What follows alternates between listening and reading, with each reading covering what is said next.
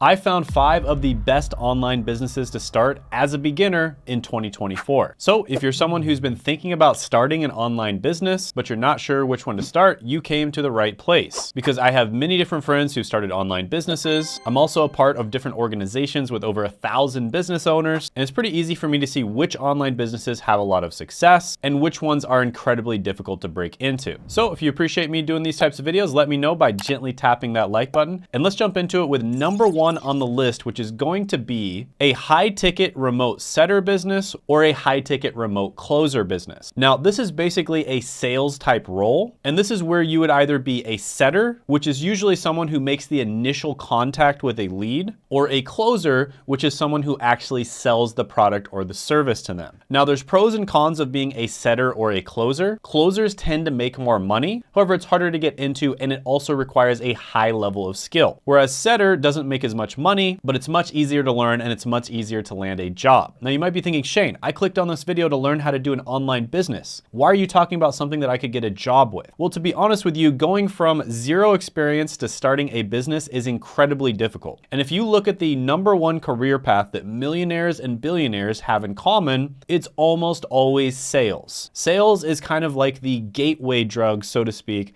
between being an employee and being a business owner. And there are actually a lot of positions out there where you'd be what's known as a growth partner. And in that case, you would be an entrepreneur, you would own your own business, but you'd still be doing a sales role. Now, honestly, there's so many different industries that you can get sales roles in. Some of my favorite ones are gonna be the info product industry. And this is basically where you sell either high ticket coaching or masterminds to people. I myself have purchased tons of these types of products before when I wanna learn a skill, but I wanna save a lot of time and effort. I'll basically just go to someone who I 100% know does have that skill. And they also have a coaching program with a course and feedback. So that way I know I can learn the skill like 10 times faster. Another really good one is going to be the solar industry. Another good one is the insurance industry. And then one of my favorites is the software industry, and this would be what's known as tech sales. Now, very generally speaking, appointment setters usually make somewhere between 5 to 10K per month, and then high ticket closers are going to be making more like 10 to 15K per month. And the reason you're able to make so much money is because you get paid mostly based on commission. So for appointment setters, for instance, if you make the initial contact with a good lead and they end up buying the product,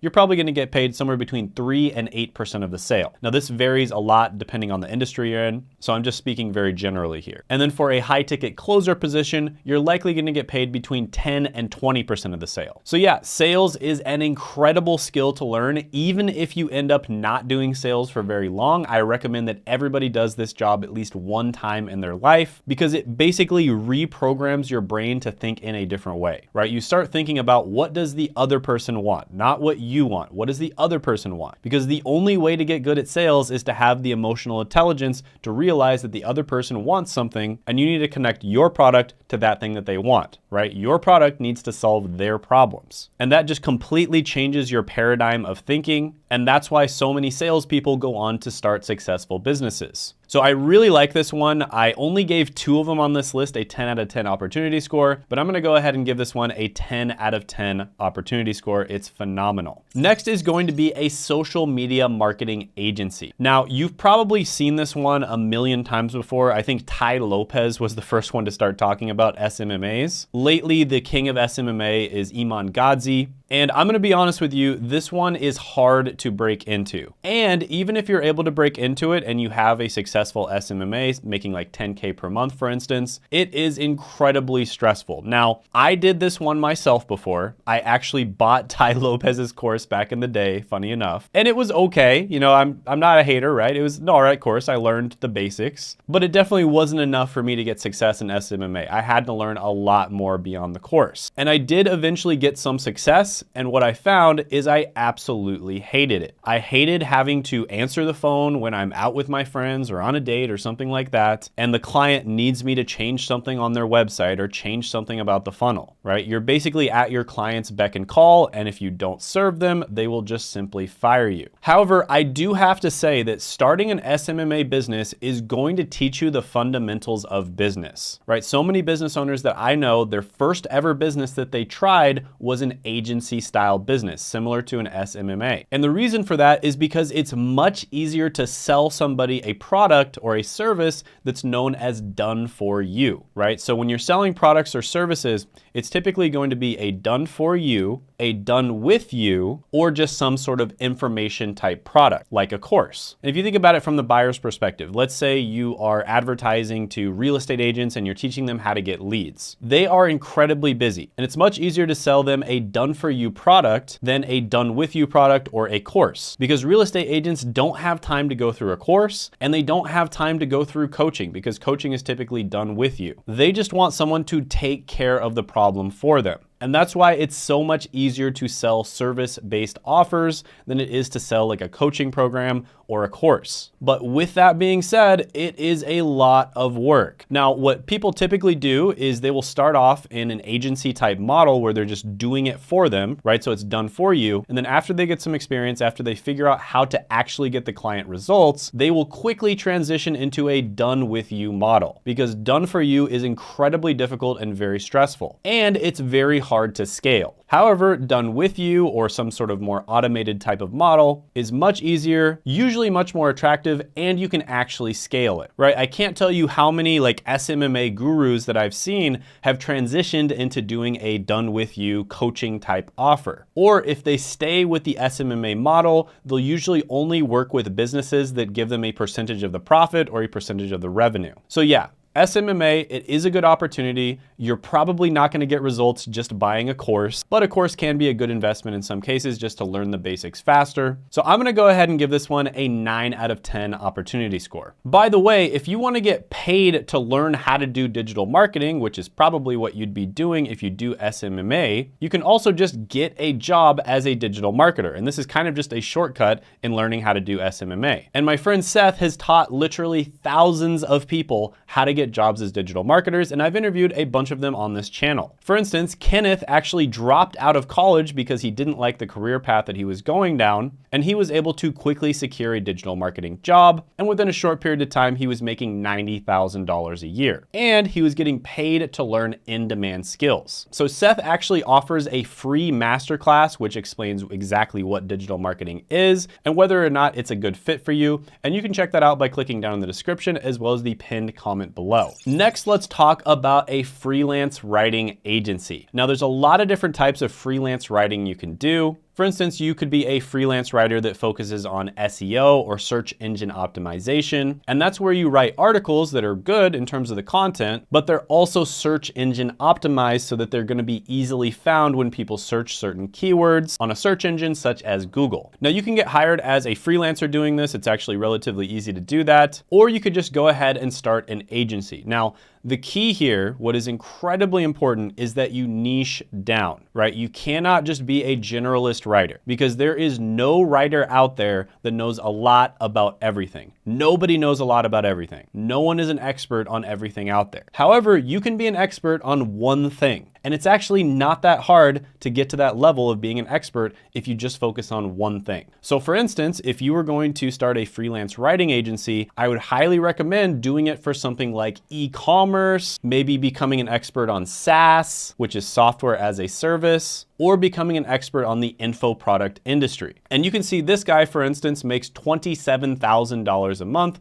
with his writing agency. Now, is that typical? No, most people fail in business. I failed probably about 6 or 7 times before I finally found something that worked for me. That is the risk you are taking as an entrepreneur. The word itself, entrepreneur, means somebody who takes risk, right? If it wasn't risky, then it wouldn't be business. However, entrepreneurship is smart risk, because the benefits of being able to start a business outweigh the risk. And chances are you are going to fail your first few times starting a business, but if you keep going, you're going to find the right business model for you that matches your personality, and you will eventually succeed. I just want to set realistic expectations here, because most people on the internet set unrealistic expectations because they are marketing to you. Getting a job is much easier than starting a business. However, if you're able to start a successful business, it's quite a bit better than a job for a lot of people out there, because it's going going to give you time, location, and financial independence. So yeah, freelance writing agency, really good one. I know a lot of people out there that are crushing it with this. A lot of them are working in SEO. You could also just go ahead and start your own blog as well. I'm gonna give this one an 8.5 out of 10 opportunity score. Next on the list is going to be my personal favorite, and that is starting a YouTube channel. Now, you might have noticed recently that a bunch of people who are already successful have been starting YouTube channels. Anything from Hollywood stars to athletes to billionaires like the guys who started the All In podcast. And there's a reason for that. When the smartest, most successful people in the world that are probably already crazy busy are taking time out of their day to start YouTube channels, that should get your attention. And it's because YouTube is an incredibly massive opportunity. Now, some YouTubers actually have income reports that they put on their channel, and they're very transparent about sharing that information. And you should honestly appreciate that. For instance, I'm transparent about how much I make on this channel. I don't say exactly how much I make, but it's over 6 figures a month. And I know people out there that are crushing it 10 or 20 times more than I am. And you'd be surprised because some of the highest earning YouTubers actually aren't that big. If you pick the right niche, you can make millions of dollars a year with a channel with less than 10,000 subscribers. For instance, Charlie Morgan only has about 20 to 30,000 subscribers, and he makes over $1 million a month, and most of his revenue comes from YouTube. But yeah, starting a YouTube channel, in my opinion, is the absolute best opportunity of 2024. It has never been easier to make money on YouTube. And you see people that are really big on Instagram or TikTok and all these other social media platforms,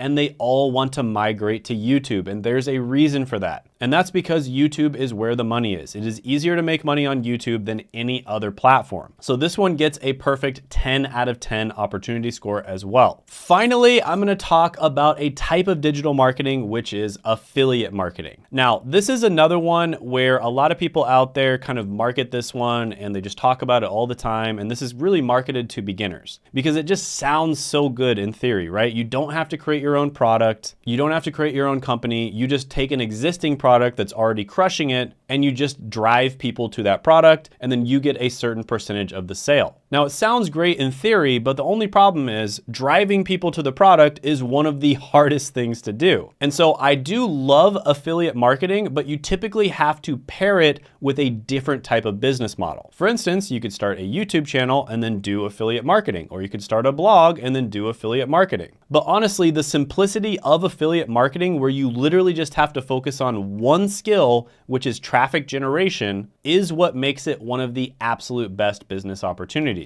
Right? So you just focus on that one skill, which is getting attention, getting traffic, and then the company takes care of literally everything else. Whereas if you start a full-blown business, you have to pay attention to traffic generation, then you have to pay attention to lead generation, then you have to nurture the leads, then you have to have a marketing and sales process, and you have to create a product that people actually want. Then once people buy it, you have to make sure that the product is good. So there's a ton of different steps when it comes to starting a business, and you have to be relatively good at all of them. Whereas with affiliate marketing, you just have to be good at traffic generation, and that's all. So it really is one of the easiest business models, with the caveat that you have to pair it with a different business model. And usually that different business model is going to involve traffic generation. So yeah, absolutely love affiliate marketing. It's one of the main ways that I make money as well. It's something I also cover with my YouTube coaching, because the difference between a really good affiliate partner and a bad affiliate partner can be like night and day, right? You get a bad affiliate partner, you're not gonna make any money. You get a good affiliate partner, you're gonna make like $30,000, $50,000 a month. So yeah, affiliate marketing is great, but you do have to pair it with another business model that involves traffic generation. I'm gonna give this one a 9 out of 10 opportunity score. So yeah, these are literally my 5 biggest recommendations for beginners on the types of businesses that they should start. If I could go back in time and start these businesses, I would honestly start a YouTube business with the knowledge that I have now, but just taking a complete beginner where I'm not really sure what their personality is and what they're gonna be good at, and I'd wanna start them in different business models, these would be the 5 that I would look at. Now, there's other business models out there that are amazing. For instance, starting a software business like a SaaS is incredible, but it's not very beginner friendly. There's just way too many skill sets that you have to be successful starting a SaaS. These are the 5 that would give you the best chance, the best opportunity opportunity to be successful as a beginner. And even with that being said, you are very likely going to fail your first few tries. And the reason you're going to fail isn't necessarily because you aren't good, but in many cases, it's just going to be because the business model doesn't fit your personality. For instance, I tried Amazon FBA and shipping physical products online. And honestly, at the time I tried it, I probably could have been successful with it, but it just didn't fit my personality. I absolutely hated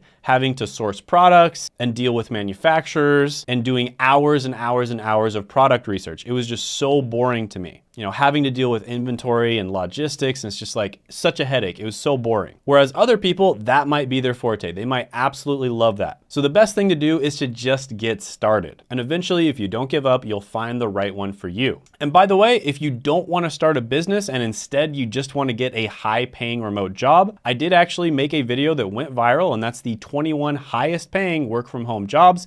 And you can check that out by clicking right here.